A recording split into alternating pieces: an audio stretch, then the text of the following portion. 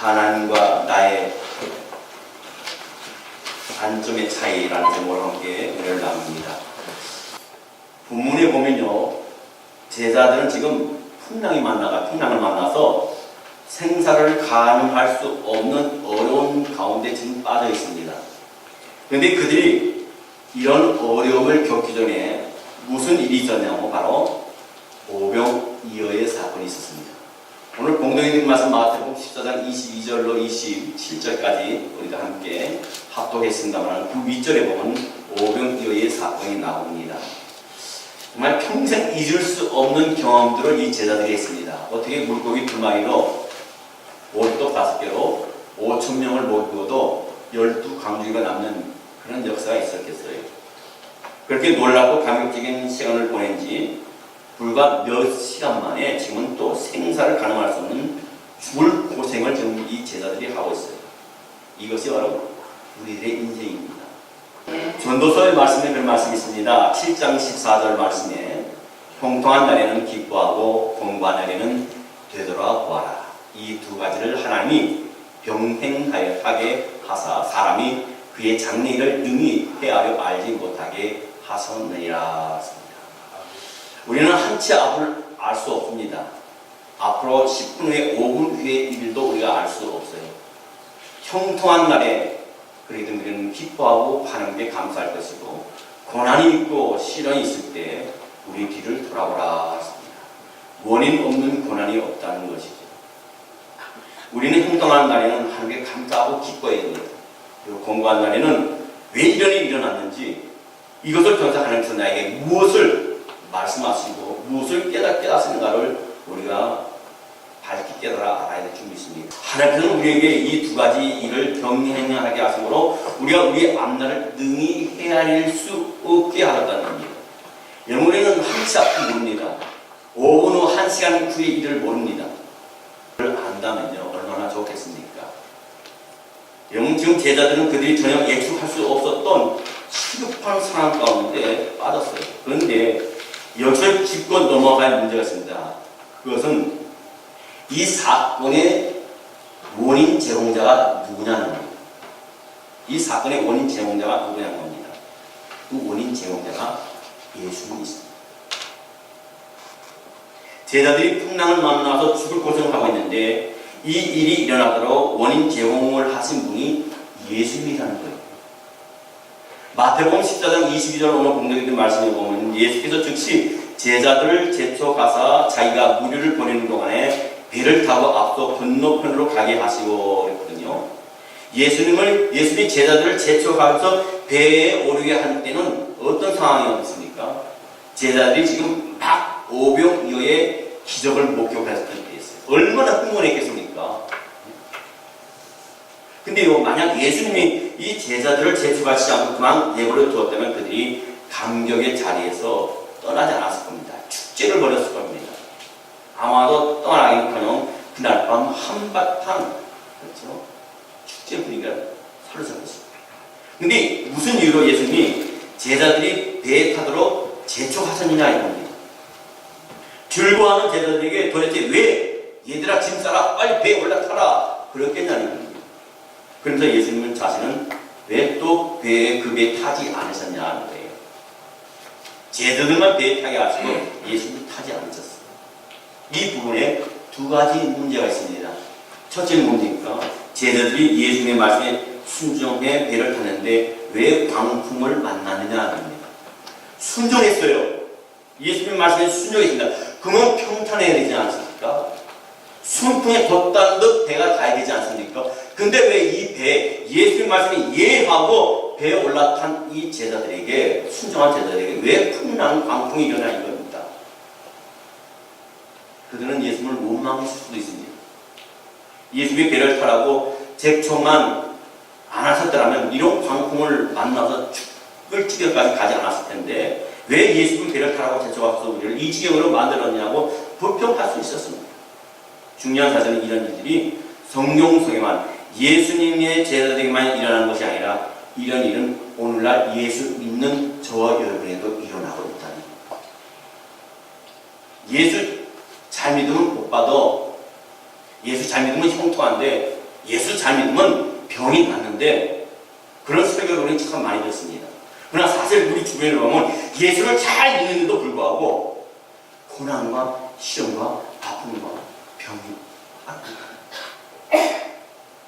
우리가 종종 듣게 되는 강의 가운데 여주 같은 불경계에 주일날 문 오픈하지 않고 교회 주일날 가게 문을 닫고 주일날 주일을 성수주의 했더니 하나님께서 토요일날 매출을 배나 뛰게 하셨다. 그 얘기를 듣습니다. 근데요, 다 그렇습니까? 자기 나름대로는 11주도 하고 주일 성수도 하고 금요일에도 나오고 새벽에도 나와서 교회의 모든 봉사에 열심히 했는데 가게가 망했다는 사실.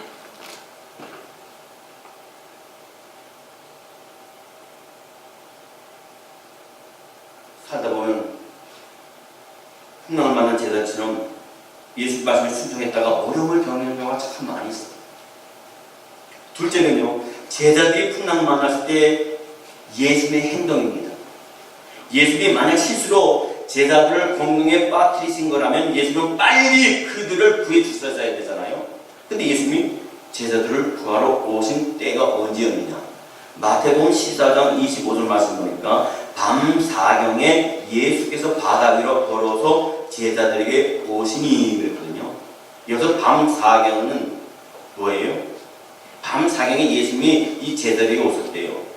그 풍랑 맞는 밤 사경 오늘날 말하면 새벽 3시부터 6시 사이입니다. 이 제자들이 언제 풍랑을 만났습니까? 학자들이 다 의견이 분분한데요. 요한복음 6장 16절 말씀에 보면 그런 말씀이 있습니다. 저물매, 다시 말하면 해가 저물매 제자들이 바다에 내려가서 그랬거든요.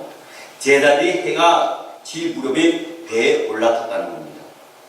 아마도 밤 9시 정도에서 이 풍랑이 시작이 되었습니다.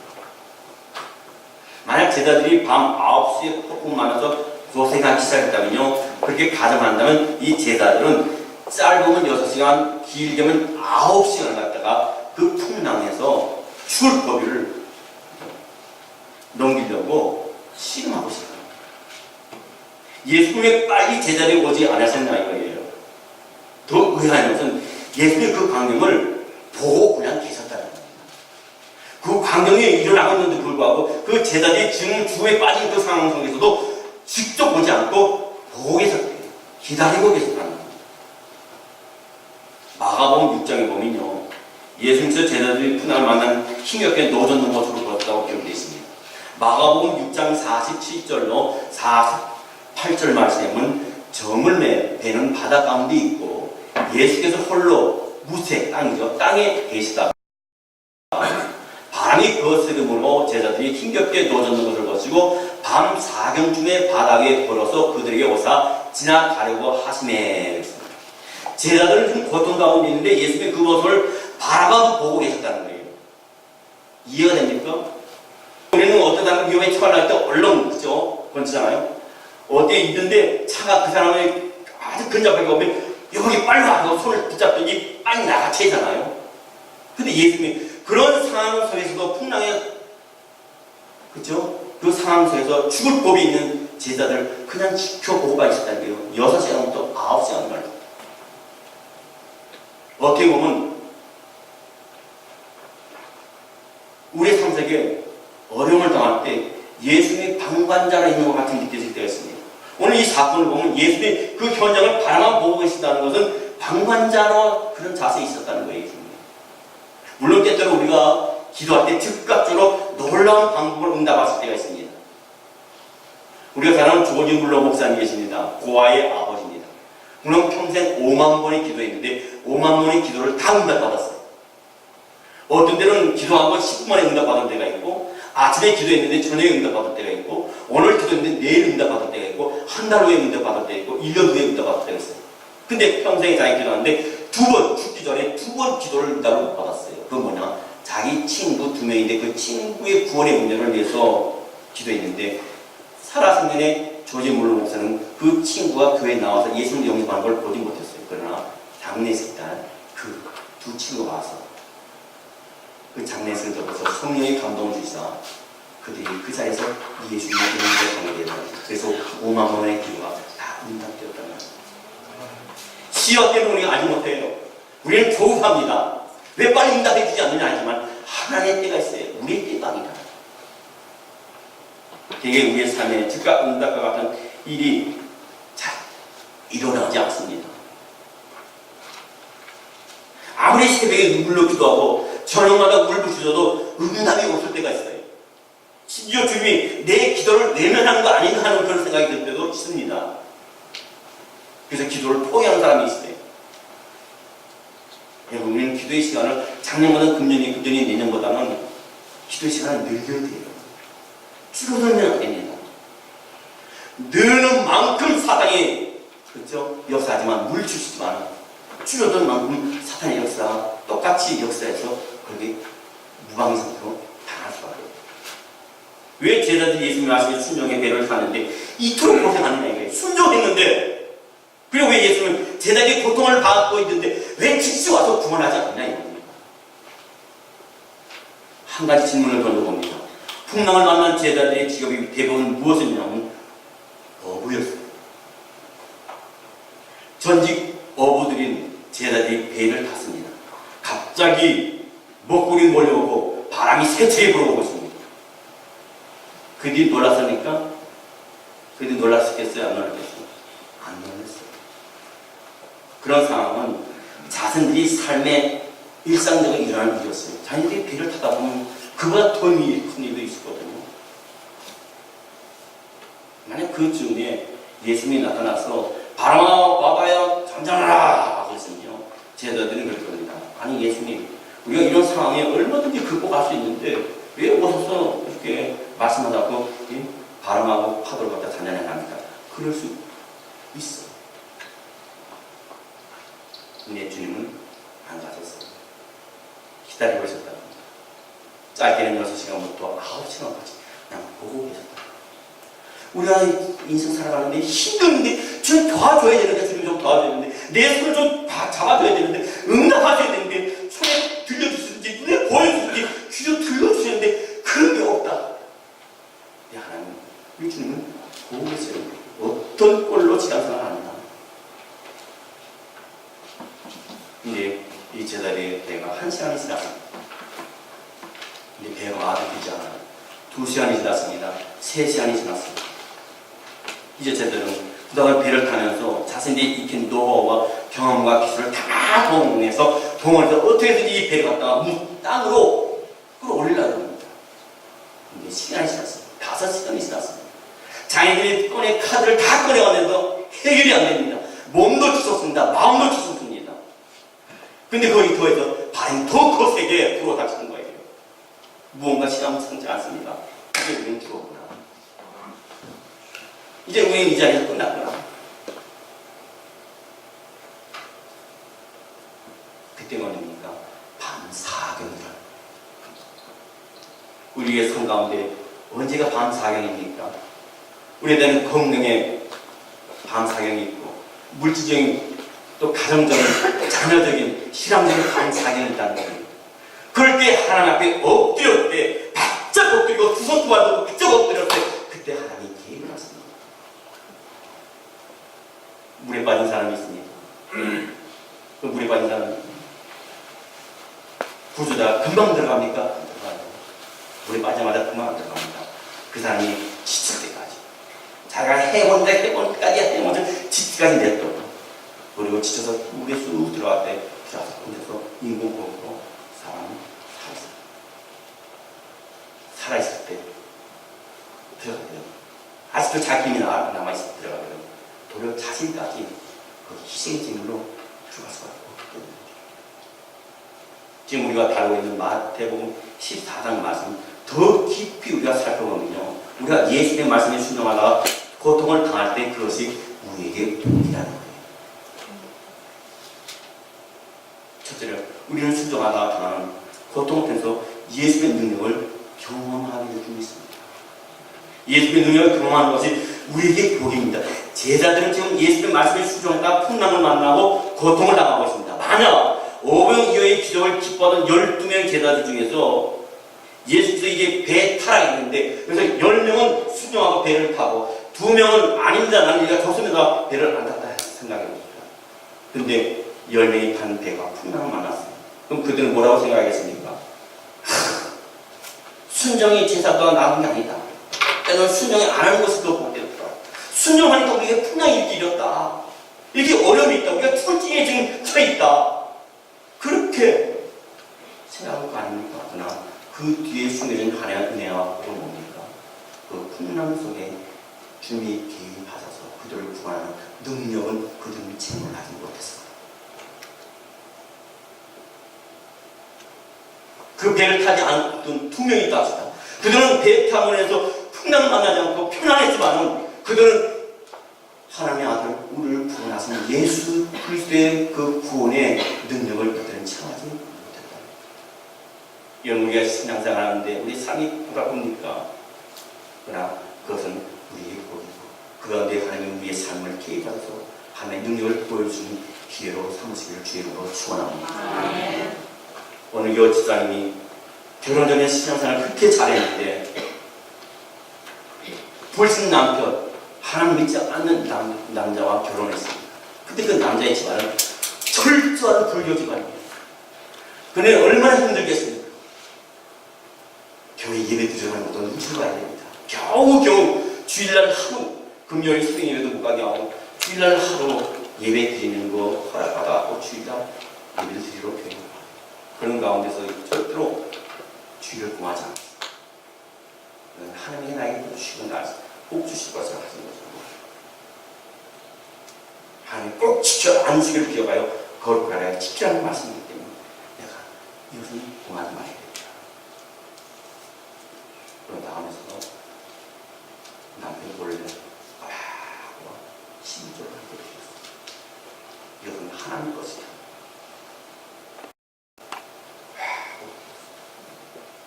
제가 아는 어떤 분은, 제가 그 얘기를 들었어요. 우리 교회 어떤 권사님, 어떤 분이 자기가 아는 가까운 분이 있는데 그분은 마이너스 상태임에도 하고 싶더라고요. 어떻게 마이너스인데 10조를 할 수 있겠습니까? 근데 하대요. 근데 나는 엄청난 하늘에서 오래 채우시더라고요. 근데 자기만 교회 나가니까 이 집사님이 다 아니 그럼요. 동남들 여보 우리 교회 갑시다. 계속 고민하는 거예요. 안 됐습니다. 하도 그러니까 마지못해서 한번 나갔어요. 교회를. 근데 어떤 교회를 나갔냐? 분쟁이 있는 교회를 나갔어요. 법정에 고소가 들어가는 거예요. 그래서 주일날 예배 때문에는 경찰들이 와서 교회 밖에서 지키고 있는 그런 교회를 갔어요. 하필이면. 그 모습 보고 어떻게 하나님 믿는 교회들이 사람들이 저럴 수 있냐고 그러면서 교회를 안 나가기 시작해요. 당신 절대로 앞으로 나한테 교회 가자 얘기하지 마. 그런데 하나님이 하신 일이 참 묘하거든요. 어떻게 역사하냐면 그 가정에 고3짜리 여자 학생이 있어요. 근데 이 아이가, 딸아이가 시름시름 앓더니 쓰러지는 거예요. 왜 그런가 해서 그 아이를 데리고 병원에 갔더니 암3기라는 거예요. 엎친 데 겹친 데 있죠. 아프던 아이가 나도 가족들이 예수를 믿을까 말까 하는데 더 상황이 악화됐어요. 수능 시험을 앞두고 있는데 계속 병원 다니면서 항암 치료를 받았지만 증세가 나아지지 않고 그 후에 말에 병원에서 진단하기를 사형소급을 해서 더 이상 치료할 수 없고 이 아이는 편안하게 가도록 주위에서 돌봐주라 했어요. 근데 때들 하면서는 주시는 확신이 있거든요. 이때 이 지사님은 포기하지 않습니다. 병원에서 사형선고를 했지만 이제의 시작은 하나님이 시작하십니다. 인간의 의학으로 약으로 다 해봤지만 수술로 다 해봤지만 할 수 없는 것은 이제 하나님이 하신다면서 그동안 남편에게 물려서 금요예배 가지 못하는 것 같다가 남편을 설득해서 금요예배에서 말씀을 듣는 가운데 어느 날 그 교회 담임 목사님이 평소에 그분은 그런 의사적인 부분이 없는 분인데 설교하다 말고 갑자기 성령께서 그 목사님에게 강권적 역사하시면서 이 자리에 병든 자가 있습니까? 병든 가족이 있으니까 하나님이 고치셨습니다. 근데 이 지사님 마음에 확신이 오더래. 아멘! 온몸이 뜨거워지더랍니다. 할렐루야! 그리고 병원에 갔어요. 한 달 만에 병원에 갔는데 그 암세포가 더 자라야 되는데 자라지 않아요. 석 달 만에 갔더니 그 암덩어리가 어디 갔는지 흔적도 없어요. 할렐루야! 아멘. 저는 하나님께서 시기 은사도 주셨고 병 고치는 은사, 귀신 쫓는 은사도 다 주셨지만 백부장의 믿음이 저에게 없었어요. 백부장이 자기 하인이 아팠을 때, 중풍에 걸렸을 때 예수님께 와서 제 하인이 중풍에 걸리는데 고쳐달라 했을 때 그래 내가 가나 이렇게 백부장을 보니까 그리 나섰어. 나도 위에서 하라면 나도 밑에서 하라면 내 하인이 하나 아니다. 다만 말씀으로만 하시옵소서. 내 주님 뭐랍니까? 내가 이스라엘 중에 이만한 이름을 만나보지 못합니다. 내 믿음대로 될지어다. 아멘. 그 집에 갔을 때 내 믿음대로 될지어다. 그 타임을 쟀을 때 그 주님의 말씀, 그 시간, 그 하인 충분히 나는 것을 오늘 때로가 어디 부흥에 참석하면 오늘 목사님이 설교하시다 말고 그런 얘기합니다. 여러분 이 가운데 장암에 걸린 사람이 있습니다. 폐암에 걸린 사람이 있습니다. 유방암에 걸린 사람이 있습니다. 이 시간 나올 줄 믿습니다. 그럼요 여기저기서 아멘 할렐루야 눈물면서 할렐루야 일어나요. 저는요 반신반의했어요. 오늘 하나님 능력이 안 믿는 건 아닌데 의심스러웠어요. 저 목사님하고 저 사람하고 짜고 안 가는가. 어떻게 병이 그 가운데 청년도 가운데 병이 있는지 어떻게 알겠어요. 그런데도 그 말씀을 선포하는 거예요. 근데 아멘 안 나와요. 근데 실제로 그 사람이 나왔어요. 아멘. 저는 아주 오래전 일이지만 멕시코 국경에 있는 한인교회 설교 좀 해달라고 부탁을 받고 갔어요. 처음 간 거지. 그 교회 상황도 모르고 순복음교회였어요. 설교를 하는데 갑자기 온몸이 뜨거워지면서 저에게 하나님의 감동이 온 거예요. 이 중에 어떤 자가 암에 걸렸다. 설교하다 말고 여러분 이 자리에 혹시 암 걸린 사람이 있습니까? 예수 믿음으로 명합니다. 그 모든 병만은 떠나고 예수님께서 그의 병을 고쳐주시죠. 믿습니다. 고치셨습니다. 예배 다 끝나고 식사하는데 35살 먹은 자매님이 저 앞에 앉았고 목사님 근데 그 얼굴을 형제를 보니까 말랐어요. 말랐어요. 얼굴이 핏기가 없어요. 제가 어제 병원에 가서 진찰 결과를 봤는데 암사기랍니다. 무슨 암인데요? 작은 암입니다. 근데 목사님 말씀하셨는데 목사님 말씀 때 불 같은 것이 확 차였다고 보니까 몸이 뜨거워지면서 확신이 오더래요. 저 말씀, 내 말씀입니다. 하나님 나를 고쳐주셨다는 말씀입니다. 그래서 병원에 가서 2주 만에 저한테 결과가 왔는데 암이 어디로 가는지 흔적도 없어. 할렐루야. 아멘. 저는 그래도 의심스러웠어요. 얼마나 믿음이 없어요. 그래서 또 한 번 다시 한번 확인해보라 그랬어요. 하나님의 능력은 무한하십니다. 아멘. 저는 하나님 정말 살아있어라고 느껴요. 오늘 새벽 기도를 하는데 어느 분이 새벽 기도를 막 기도하고 있어요. 근데 그 사람을 보면서 기도하는데 마음속에 저 가정에 누가 암이 걸렸다는 걸 가르쳐주세요. 근데 말을 못했어요. 무서워서요. 근데 그 교회다 또 뭐냐면 그게 암이면 어떡해. 그 마음이 있는데 얘기하고 싶은데 암이 아니면 어떡해.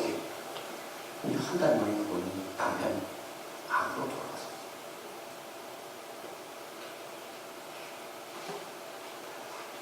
여러분 우리는 어떤 문제가 생길 때 가정에 생활에 경쓰는 것에 건강의 문제가 우리 신앙의 문제가 생길 때 인간의 나의 관점으로 보지 마시고 하나님의 관점으로 보실 때 하나님을 그렇게 하시는 분이십니다.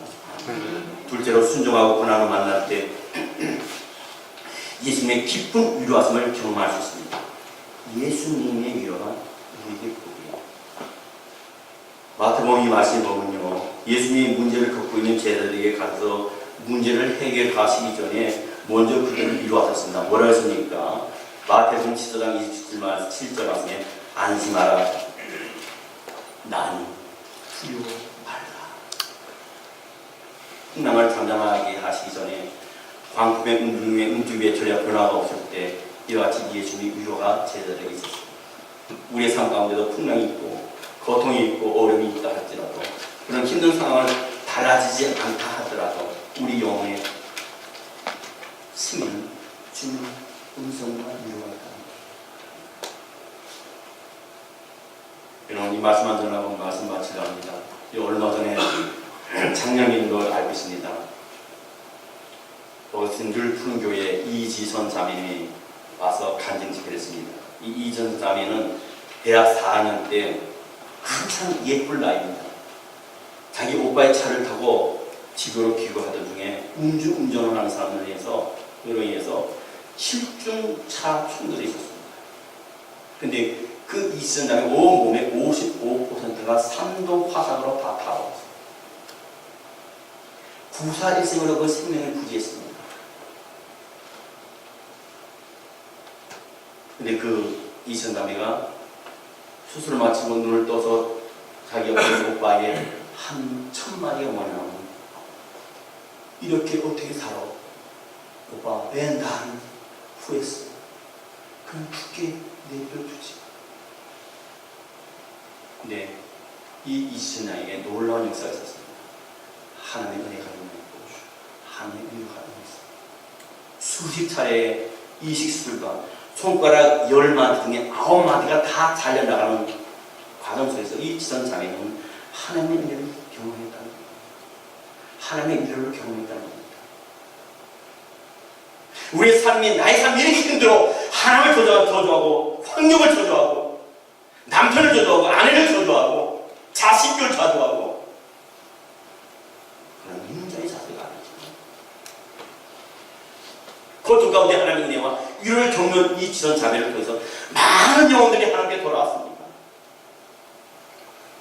유언을 보면 형편없습니다. 저 인간 대접 받겠나? 인간한테 살기 따르겠나? 55% 다 새까맣게 타갖고, 그렇죠. 보신 건 알겠지만, 얼굴이 얼마나, 그 전의 사진과 후의 사진을 보면요, 천이 차이에요. 그는 그 가운데서 하나님의 은혜를 얻고, 하나님의 위로를 들었어요. 그래서 그는 인기 다큐 프로그램인 인간 극장에 출연합니다.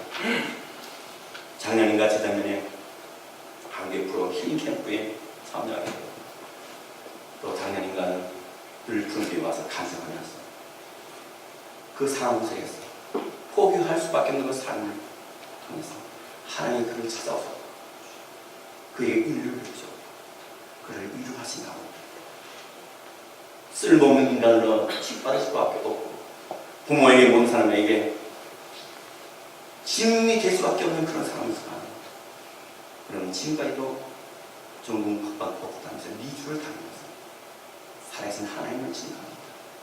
이은 가운데서 하나님 나를 찾아서 나에게 은혜를 베푸셔 나를 위로하셨습니다. 많은 막대기보다 못한 이 종을 하늘에서 세계 다니면서 하나님의 살아계심을 증거할 수 있는 종을 쓰셨습니다. 간증을 했다. 우리는 우리의 관점을 하나님의 관점 앞에 굴복시켜야 됩니다. 나의 관점을 내려놓지 않고는 이 땅에서 일어나는 수많은 일들을 우리가 이해할 수 없어요.